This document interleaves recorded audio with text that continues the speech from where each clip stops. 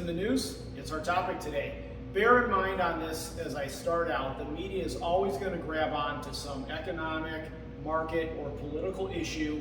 They're going to present it to us as some sort of big, huge black cloud hovering over the equity markets. It's going to thunder and lightning and start fires and darn near incinerate us all. And so that is just the way they operate. And it's almost never sunny and fair skies predicted for markets. And it's certainly the case today. Look at over just the past 18 months. I mean, we had COVID.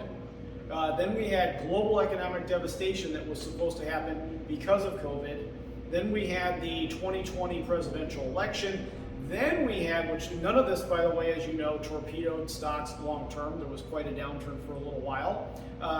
Then we had overvaluations. Certainly stocks were overvalued and were soon to implode and was going to harm everybody. That hasn't happened. You had the Robinhood / GameStop episode, a very short-term period of volatility that was kicked off by some unemployed guy living in his parents' basement who turned investing into some sort of a video game, and he got a lot of people to come along with him for a little while.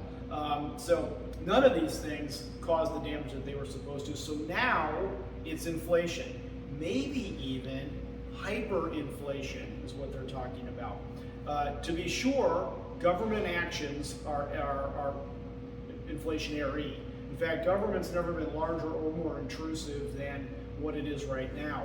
So the media picks up on this and they stoke inflation terror. And we're starting to see some evidence of this. Mind you, inflation can't be accurately predicted or quantified. So with all that happening out there, back home on planet Earth, long-term, goal-focused investors don't make major portfolio changes based on something that can't be predicted. And so that's our main position. Further, and if you get one thing about this, please get this. Equity investors, when we look at the issue of inflation, it's not a signal to flee the investments, it's why we own them. It's why we own them. So what we want to do is focus on history, not on headlines. So just observe this history. So for most people watching this, our lifespan, just as an average, is between 1960 and now. So now we have some of you that were born quite a bit before 1960. We have some after 1960. Once again, kind of an average. So we're going back that far. So if you go back from 1960 to May of 20, which was right after the COVID downturn, here's what's happened. The S&P 500, otherwise known as the great companies of the world, have risen 70 times, not including dividends. The dividends that they pay have risen 30 times.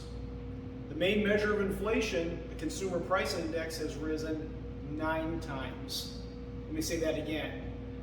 Great companies of the world up 70 times, their dividends up 30 times, prices by the consumer price index are up 9 times. You see, when you really look at it, equities have been the most efficient inflation hedge in all of human history. They are a good holding. We are positioned for this if in fact inflation is at hand. So thanks for tuning in.